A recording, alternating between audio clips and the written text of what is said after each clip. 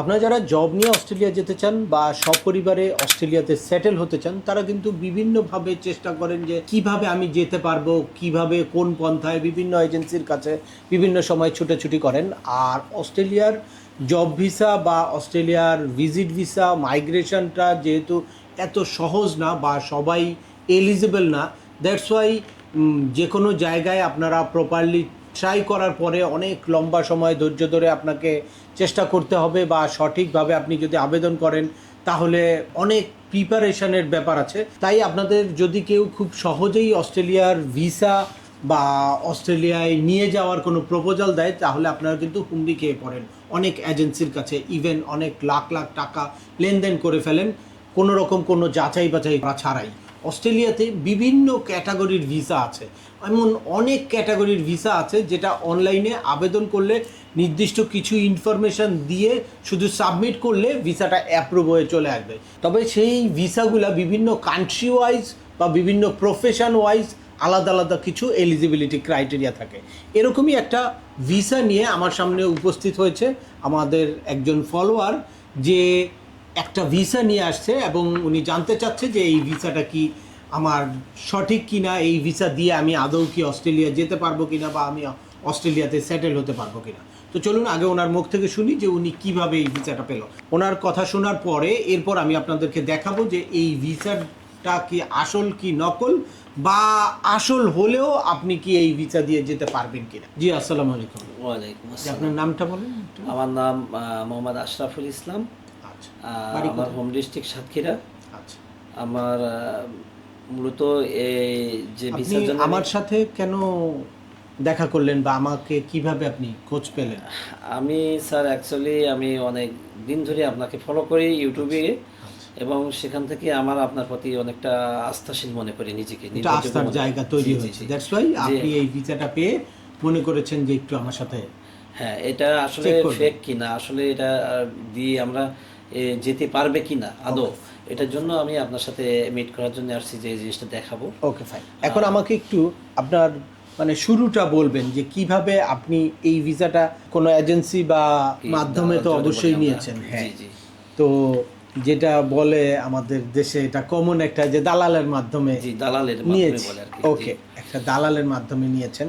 তো এখন নিলেন যে ওনারা কিভাবে আপনাকে এই প্রস্তাবটা দিয়েছে? উনি সর্বপ্রথম অন্য ইউরোপের জন্য আপনার গ্রিসের জন্য ডকুমেন্টসটা নেয়।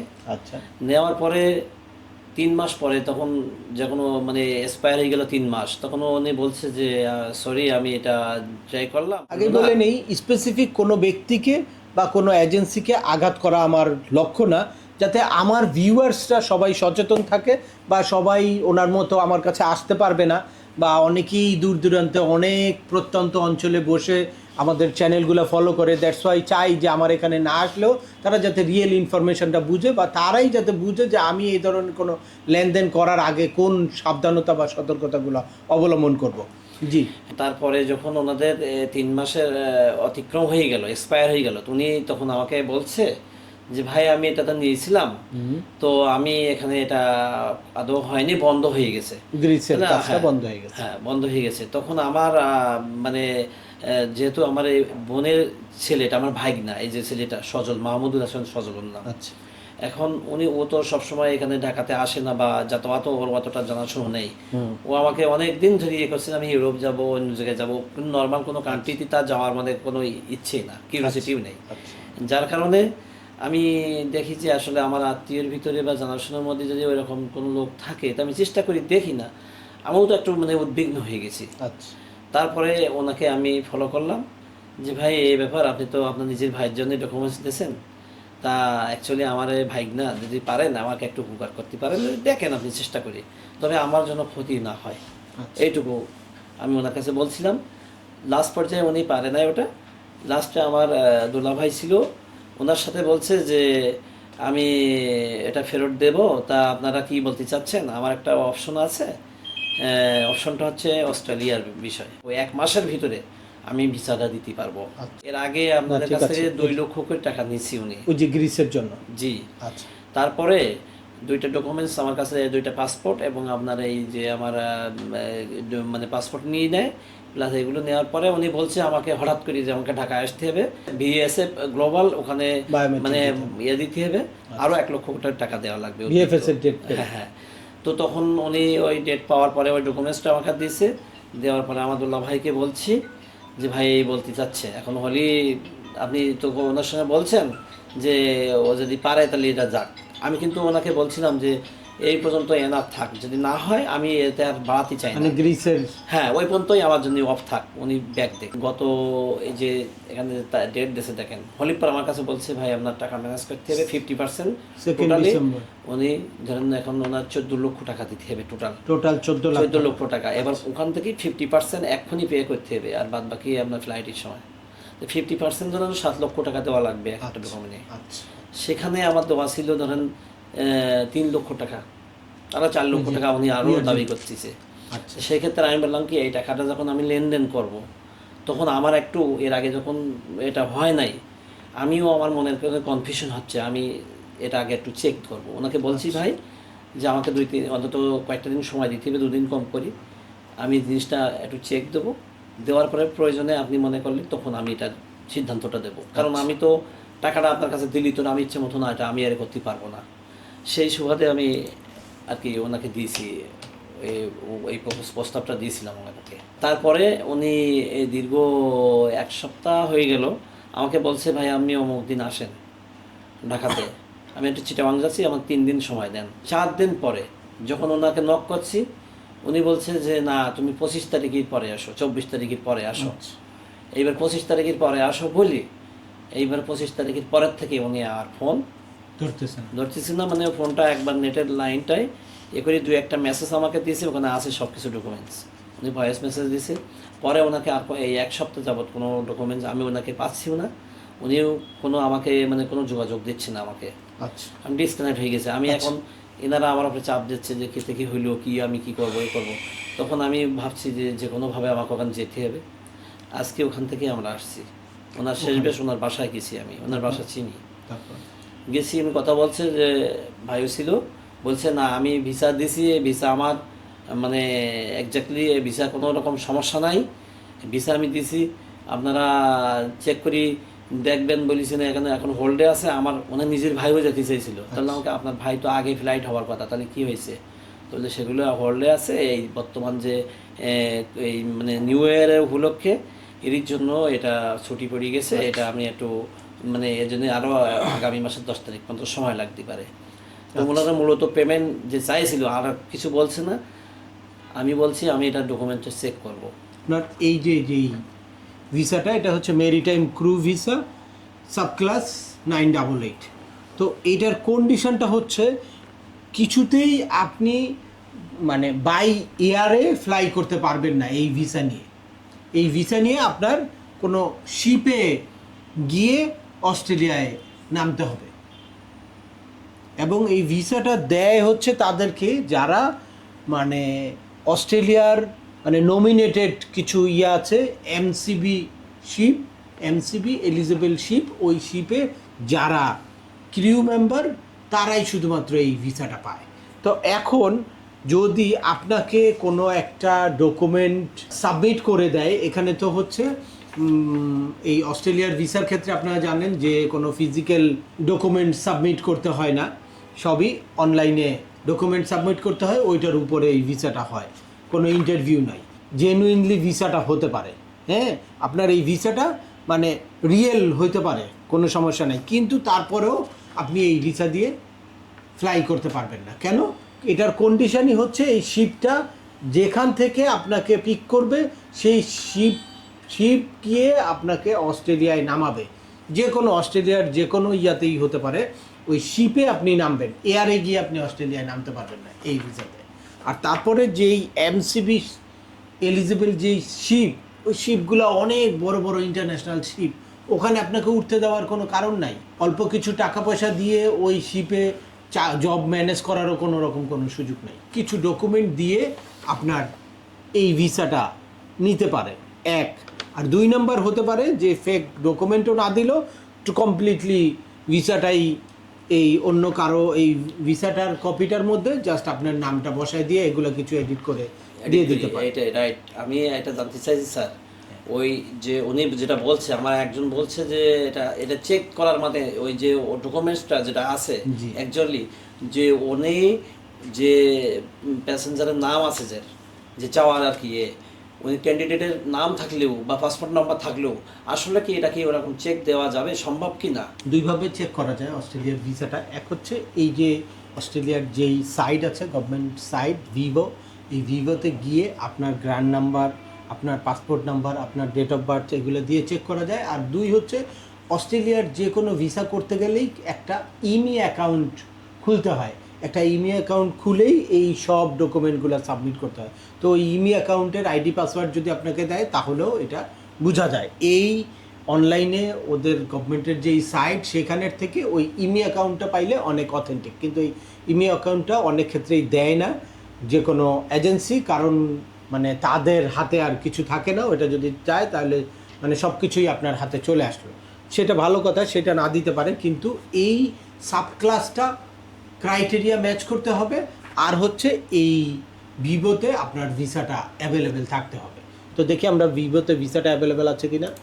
এখানে দেখেন একটা ভিসা গ্রান্ড নাম্বার আছে, এই যে নাম্বারটা বলেন। 20095178 5178 29 29 50 50। 5। এই যে আপনারা দেখতে পাচ্ছেন অস্ট্রেলিয়ার ভিসা ভেরিফিকেশন ওয়েবসাইট। এখানে এসে এই যে passport, visa grant number, date of birth, এই যে passport number, Bangladeshi citizen, document country Bangladesh দিয়ে তারপর এই যে টার্মস অ্যান্ড কন্ডিশন ক্লিক করে এরপর এখানে সাবমিট দিয়ে দিতে। VEVO has found more than one electronic record that match the details entered in this enquiry. Please use VEVO enquiry form to have this issue. এখানে বলতেছে যে একাধিক নামে এই গ্র্যান্ড নাম্বারটা তারা পেয়েছে তাদের ভেরিফিকেশন অনুযায়ী। কি VEVO has found more than one electronic record, একাধিক ইলেকট্রনিক রেকর্ড পেয়েছে তারা, দ্যাটস ওয়াই তারা এই জায়গায় কনফিউজ। তারা তাদেরকে মেসেজ দিতে বলছে বোঝানোর জন্য এই ভিসাটা কি কোনটা আসল বা কোনটা নকল এরকম। তো তার মানে তারা কয়েকটা এন্ট্রি দিয়েছে এই সেম গ্র্যান্ড নাম্বার দিয়ে বা সেম নাম দিয়ে। ওই ইমি অ্যাকাউন্ট খোলা আছে হয়তো একাধিক। তো এরপরে আসি যে এই যে 988 যেই সাবক্লাস ভিসার যেই ক্যাটাগরিটা, এই ভিসার এলিজিবিলিটিটা কি এইটা একটু দেখেন তাহলে আপনারা বুঝবেন। এই যে এটা হচ্ছে গভর্নমেন্টের website. Maritime crew visa be outside Australia when you apply. যখন আপনি অ্যাপ্লাই করবেন তখন অবশ্যই আউটসাইড অস্ট্রেলিয়া থাকতে হবে। হ্যাঁ, অস্ট্রেলিয়ার আউটসাইড, হ্যাঁ মানে ও অস্ট্রেলিয়ার বাইরে, ইনসাইড অস্ট্রেলিয়ার বাইরে। Comply with Australian health and quarantine requirement, এটা বুঝলাম, এটা আপনার স্বাস্থ্যগত পরীক্ষা। তারপর be a crew member or have a current offer to be a crew member, মানে অবশ্যই আপনার একটা শিপে চাকরি থাকতে হবে অথবা চাকরির জন্য আপনি একটা অফার পেয়েছেন, এরকম একটা অফার থাকতে হবে, তাহলে আপনাকে ইয়াটা দিবে। Not be a crew member or seeking to join on an ineligible ship including private sector, research vessel, most fishing vessel, yacht, not be an Australian citizen or holder of permanent Australian visa, মানে Australian permanent visa যাদের আছে বা Australian citizen তারা এটার জন্য আবেদন করতে পারবে না। এখানে with this visa you can, এই ভিসা দিয়ে আপনি কি করতে পারবেন এটা অস্ট্রেলিয়ার ওয়েবসাইটে দেওয়া আছে, দেখেন। Arrive and depart Australia by sea as a crew member of MCB eligible ship, আপনি অস্ট্রেলিয়াতে ঢুকতে পারবেন এবং বেরোইতে পারবেন ক্রু মেম্বার হিসেবে। Stay in Australia as long as your signed on as a crew member of MCB eligible ship, যতদিন ওই শিপের সাথে সাইন আছে এগ্রিমেন্ট ততদিন আপনি ওখানে থাকতে পারবেন। Sign off your ship to join another MCB eligible ship or leave Australia, অন্য কোনো ওই কোম্পানির সাথে শেষ হলে অন্য কোনো কোম্পানির সাথে আপনার সাইন করতে হবে বা জব পাইতে হবে, অথবা অস্ট্রেলিয়া থেকে আপনার বের হয়ে যাইতে হবে। Only perform work in Australia, meet the normal operational duty of crew member of this ship, ওই শিপে ছাড়া অন্য কোনো জব আপনি করতে পারবেন না। প্লেনে আপনি যেতে পারবেন না, অনলি অ্যারাইভ বাই সি, মানে শুধু সিতে আপনি ওইখানে নামতে পারবেন, ওইখানে সমুদ্রে। ঢুকতে পারবেন সমুদ্রের মাধ্যমে কোনো শিপে গিয়ে। If you want to fly to Australia you will need to hold another valid visa. যদি আপনি কোনো প্লেনে যেতে চান তাহলে এই ভিসা দিয়ে যেতে পারবেন না, আপনার অন্য কোনো ভ্যালিড ভিসা অবশ্যই থাকতে হবে। ওকে স্যার, আর 1 মিনিট আমি একটু কথা বলতে চাই। উনি অবশেষে আমার আসার আগে এখানে ছিলাম, কিন্তু ওনার ওখানে এটা ক্লিয়ার, এটা হ্যাঁ, একদম হ্যাঁ, আপনি clear। চাইলে এই ছবিটা নিতে পারেন। উনি এবার অবশেষে বলছে প্রয়োজনে এটা অস্ট্রেলিয়ান এম্বাসিতে যে তুমি ইয়ে করো। এম্বাসিতে আর পাঠানোর দরকার নাই তো, এখানে তো আমি ধরে নিলাম যে উনি বলছে অস্ট্রেলিয়ান এম্বাসিতে চ্যালেঞ্জ করছে। না, আমি ধরে নিলাম ভিসাটা জেনুইন, আমি তো সেই ইয়াতে যাচ্ছি না ভিসার ওইখানে। এরা কনফিউজড, কয়েকটা এন্ট্রি দেওয়া হয়েছে, তারা ওই যে বললো যে মোর দেন ওয়ান ইলেকট্রনিক এন্ট্রি। কন্ডিশনের এখানে যে কন্ডিশন বলতেছে কন্ডিশন, হ্যাঁ, আমি তো এটা মেনে নিলাম, ধরলাম যে ভিসাটা এটা জেনুইন, ভিসাটা ওকে, কিন্তু কন্ডিশনের সাথে তো তারপরেও তো আপনি ফ্লাই করতে পারবেন না। আপনি টাকা দিবেন যে, আপনি তো ওখানে ফ্লাই করতে পারবেন না। এয়ারপোর্ট থেকে আপনাকে কিছুতেই, তারা এই রুলসগুলো জানে, এয়ারপোর্টের অথরিটি। তো আপনি যদি টিকিট কাটেনও, আপনি ওখানে যখনই এয়ারপোর্টে যাবেন আপনাকে Back পাঠায় ঢাকা এয়ারপোর্ট থেকেই ব্যাক করে পাঠিয়ে দিবে। কোনো বাই চান্স কোনোভাবে যদি ঢাকা এয়ারপোর্টে তো অনেক কিছু ম্যানেজ করা যায়, আমি সেটাতে যাচ্ছি না, কোনোভাবে যদি এখান থেকে ফ্লাই করেও তাও ওখানে আপনি ঢুকতে দিবে না। এই হচ্ছে কন্ডিশন। তো ফাইনালি আপনি তো যত সামনের দিকে আগাবেন তত তো আপনি ক্ষতিগ্রস্ত হচ্ছেন, টাকা পয়সা তাদেরকে দিতে হচ্ছে, আপনার ততই টাকা খরচ হচ্ছে। আর ওই যে ভিএফএসে অনেকেই মনে করে যে ভিএফএসে বায়োমেট্রিক দিলেই আমার জেনুইনলি ভিসার জন্য আবেদন করেছে, বা তারা মনে হয় এটা কোনো ঘটনা না। ভিএফএসে যে কোনো ফেক ডকুমেন্ট দিয়ে কেউ যদি একটা অ্যাপ্লিকেশন সাবমিট করে, একটা অ্যাপ্লিকেশন তো আপনি, যেমন এই যে এখন বাংলাদেশের সংসদে ইলেকশন করার জন্য যে কেউ তো নমিনেশন কিনতে পারে, তাই না? জি। কিন্তু পাশ করবে কে, সেটার তো অনেক, সেরকম আবেদনটা যে কেউ করতে পারে। আর আবেদন করলেই আপনার একটা বায়োমেট্রিক নেওয়ার জন্য বিএফএস আপনাকে অ্যাপয়েন্টমেন্ট দিবে। তো এই সুযোগটারে কাজে লাগায় তারা মানুষের কাছ থেকে টাকা পয়সা হাতিয়ে নিচ্ছে। এখন আপনার এইটার সাথে, মানে হয়তো আপনি যার সাথে কথা বলছেন সেও পরিস্থিতির শিকার এরকম হতে পারে, মানে অনেক দেশি বিদেশি চক্র এটার সাথে জড়িত, অনেক ভালো ভালো মানুষ কিন্তু এইভাবে মিসগাইড হচ্ছে। তো আমাকে যারা রেগুলার ফলো করে, আমি লাস্ট 2টা ভিডিওতে আমি এই জিনিসটা আপনাদেরকে ক্লিয়ার করার চেষ্টা করেছি। তারপরেও যখন আবার এই ইস্যুটা নিয়ে এই কেউ পিনটা আসে, পিনটা করে দিয়েন। আমি ফ্রাস্ট্রেটেড হই। তো এই একটা ক্যাটাগরি আছে, আর ওয়ার্কিং হলিডে আরেকটা ক্যাটাগরি আছে। এই 2টা ক্যাটাগরিতে হিউজ মানুষকে মিসগাইড করা হচ্ছে। ওয়ার্কিং হলিডে ক্যাটাগরিটা, সেটাও যদি জাস্ট খালি আপনাকে অন্য দেশের একটা সিটিজেন বা পাসপোর্ট হোল্ডার দেখিয়ে অ্যাপ্লাই করে, তাহলে ওই ভিসাটা এরকম অ্যাপ্রুভ হয়ে যায়, গ্রান্ট হয়ে যায়। কিন্তু যখনই আপনি বাংলাদেশের সিটিজেন, আপনি ফ্লাই করতে পারবেন না। এরকম ক্ষেত্রেও অনেকে টাকা পয়সা দিয়ে মিসগাইড হয়। তো এ কারণে আমি বলবো যে আপনারা যারাই অস্ট্রেলিয়া যেতে চান বা অস্ট্রেলিয়ায় ভিসার জন্য আবেদন করতে চান, বিভিন্ন এজেন্সির কাছে যাচ্ছেন, তারা একটু জেনে বুঝে নেবেন যে আপনার কোন সাব ক্লাসে আপনাকে ভিসাটা দিবে, ওই সাব ক্লাসের জন্য আপনি কি আসলে এলিজেবল কিনা, পারফেক্ট কিনা। জি, একটু অনলাইনে সার্চ দিলে বা আমার এই সংক্রান্ত হিউজ ভিডিও আছে, ভিডিওগুলো দেখবেন, দেখে ছোটোখাটো প্রশ্ন থাকলে ভিডিওর নিচে কমেন্টস করবেন। আর তারপরেও একান্ত কোনো ব্যক্তিগত পরামর্শ বা আমাদের কোনো সার্ভিস নিতে চাইলে ডিসক্রিপশানে থাকা হোয়াটসঅ্যাপ নাম্বারে অ্যাপয়েন্টমেন্ট বুক করে সরাসরি যোগাযোগ করতে পারেন। অ্যাট দ্য সেম টাইম আমাদেরকে ইমেল করতে পারেন বা আমাদের ইউটিউব ও ওয়েবসাইটগুলো ফলো করে সবসময় আমাদের সাথে যুক্ত থাকতে পারেন।